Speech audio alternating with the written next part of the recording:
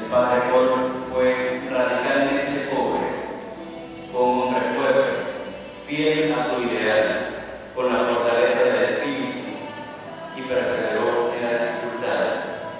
El padre Paul tuvo por modelo a la vida apostólica de Santo Domingo de Guzmán. El padre Paul gastó su vida al servicio de los demás. Quiero invitar en este momento a todos a ser parte de la oración que se va a realizar en este momento.